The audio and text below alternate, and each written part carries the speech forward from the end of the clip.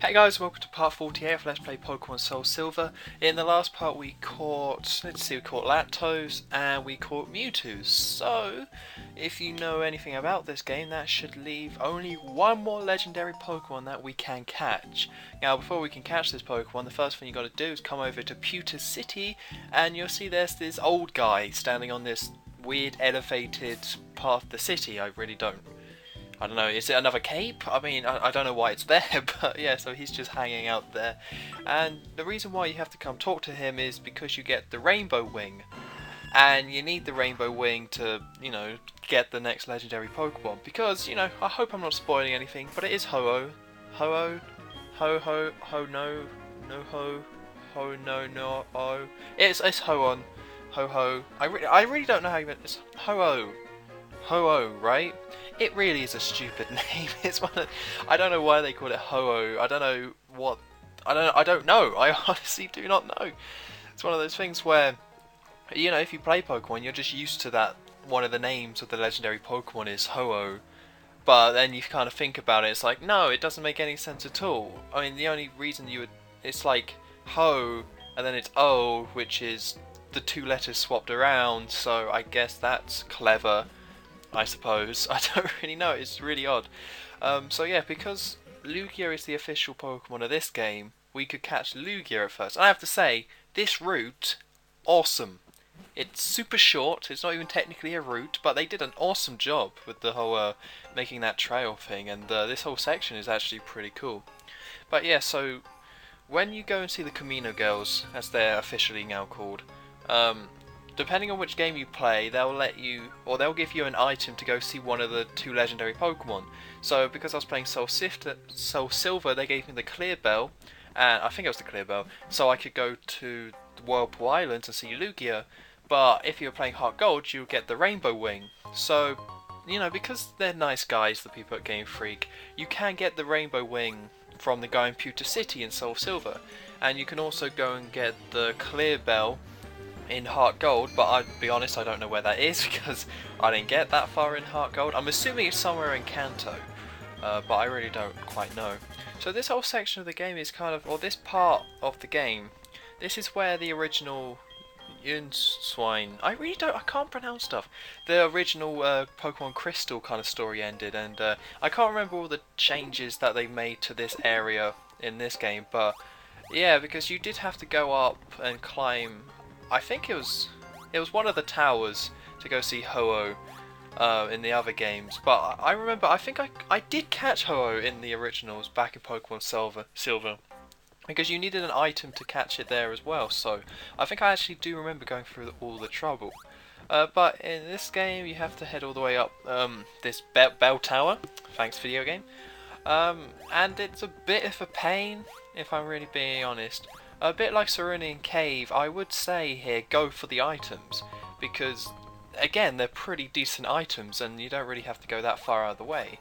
But I don't really kind of like this place because the whole gimmick is that you have ledges everywhere that, you can only go one way on them. So as you can see, there's like specific paths you have to take, and there's only one specific route, but I don't know, I just kind of didn't really like it. I just kind of found this puzzle kind of annoying more than anything else. Although really it's not that bad, it's pretty much fine, but yeah, I don't know, I guess I found it annoying because it's not clear exactly where you're supposed to go, and then there's so many different ways you can go that you can sometimes just get lost. So, and also you need max repels to come to this place because it's exactly the same as it is in Heart Gold, this whole tower thing. So that's why when I encountered that Ghastly, because I was playing this at night, that's why it was level 21 rather than something more respectable. And yeah, I don't know why there are Pokemon in this place. It's kind of annoying because at this point in time, I went to the Pokemart before coming here, and I brought a load more Ultra Balls. So I now have an even 40 Ultra Balls to catch Ho-Oh. But then I also needed some max repels, so now I'm broke. I'm broke-ass broke. I've got no money left, which is really embarrassing. It means that I'm going to have to do a lot of grinding or fighting a load more trainers that I missed in Kanto. Both to level up for the Elite Four again, and also to make sure I have money to buy items for the Elite Four again. But this is the real reason I don't really like coming through this place, or it wasn't that fun. The little ledges thing, or the slopes, I can, they're fine. But I don't like teleporter pads, and I didn't like the way the way this one was done. It was just kind of, because it's guessing. You just kind of have to guess which teleporter pad you have to go on, and going on a teleporter pad is pretty disorientating, and it's kind of hard to get an overall, image or in your head have all where you're supposed to go. So it's just kind of, it's not really a puzzle. It's there's no real puzzle aspect to the panels. Okay, so what you're trying to do is get to that ladder in the middle, because I assumed that there's two different floors with two sets of panels, and by going on one panel you go to the other floor, but of course you go to other points. So you're trying to get to a panel on the other floor that brings you to where that ladder is. So you can probably kind of see why I didn't really like it. And this whole area that I just came to, completely pointless. Apart from the items, there's no reason to go over there. I don't know, maybe there is a way that you can get to the exit that way, but I kind of explored that whole place, or that whole section. I was like, well, where's the exit? So, if you want to go straight to the top, then don't bother with that area. Just come around the way that I'm going now, and is it this teleporter pad? I hope it is. No, well, maybe it's this one. Maybe it's this one. So you can see the problem when you're actually playing this. It's just like a bit, ugh. Just a bit like, come on. But yeah, HP up. I have a ton of like HP ups, rare candies, PP ups. I just have them sitting in my like infantry because I haven't really got around to using them.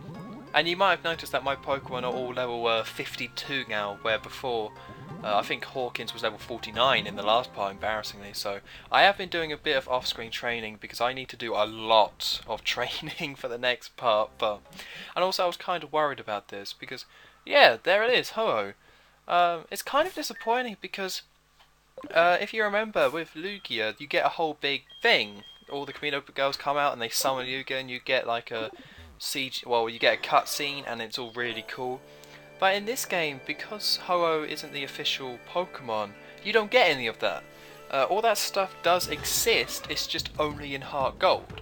So catching Ho-Oh in this one, it's just like, oh, here I am. Squawk, what's up? Yeah, and it's just hanging out there, so it's kind of a bit disappointing. So yeah, so this is the reason why I did kind of level up my Pokemon up a bit, but not that much, because it's level 70. So I had no idea how much trouble I would have catching this thing. I thought maybe it would be super powerful and destroy me. That was my thinking with Mewtwo, which is why I used the Master Ball. I thought that, because Ho-Oh is level 70 and so is Mewtwo. So with my Master Ball, I kind of had to make a decision. Who was going to be hard, which one was going to be harder to catch, and I was mostly thinking about how much damage would each Pokemon do. So I assumed that Mewtwo would be able to destroy my Pokemon quicker than Ho-Oh did. But then I was still kind of worried because level 70, that's a high level. So I decided to just I leveled up a bit, but it was taking way too long. So I just kind of thought level 52 would be fine. And this Ho-Oh it's a bit of a joke. Seeing how it's level 70, it's a bit of a joke. So obviously the first thing I did was paralyze it, and then I used the charge and discharge to wear it down, but because it's a big firebird thing, I thought my next move was to send out Mega Dude. I was a bit worried about this, but then I thought, well, if one charged up discharge only did that much damage, there was no way Mega Dude would do that much. And of course I was right, so I managed to, this is just me wearing it down again. But Ho-Oh was one of the easiest Pokemon to catch. I did it on my first go, and it wasn't really that much of a hassle at all. With Zapdos, I only had to go up against it once. So the only thing I was really worried about here, or mostly worried about, was Ho-Oh actually taking all my Pokemon out. Because that's all you really need to do. At this point, you just need your Pokemon to stay alive. And of course, I've got all my healing items, so really, I probably wasn't going to lose. But I would have preferred not to use any healing items, and I didn't really have to, which is pretty cool. So the only attack that this Ho-Oh has that might really mess you up, because it messed me up, is Scarred Fire. And that's just a super powerful fire type move that just does a lot of damage. So that can take you out quite quickly. And that's why I sent out Mr. Sublime, because Scarred Fire is a special type attack, so I thought I'd use a light screen so Mr. Sublime would be okay. Of course, Mr. Sublime is super weak, so I got taken out anyway, but still. So yeah, my strategy here was that I think, alright, I should have looked this up, but I think a Pokemon's speed stat does affect how catchable it is. Because whenever these Pokemon use Ancient Power, because all the legendary birds have Ancient Power, and whenever it uses Ancient Power, there's a chance that all its stats will increase, which we just saw here. So all its stats increased, and I'm pretty sure one of those stats does actually, like, by them increasing it, it makes them harder to catch. Because it happened with the legendary birds as well. Whenever it used Ancient Power and got the stat increase, I had a harder time catching the thing. It wouldn't stay in the Pokeball as long. Because Ho-Oh, the first time I threw a Pokeball at it, or an Ultra Ball, the Pokeball went back and forth twice. So obviously it wasn't going to be that hard to catch. And I also noticed this, so I don't know, but I think pretty much I'm trying to say is that don't let the Pokemon use a stat increase, or if you don't have many Pokeballs and then it uses Ancient Power and gets the stat increase, just restart.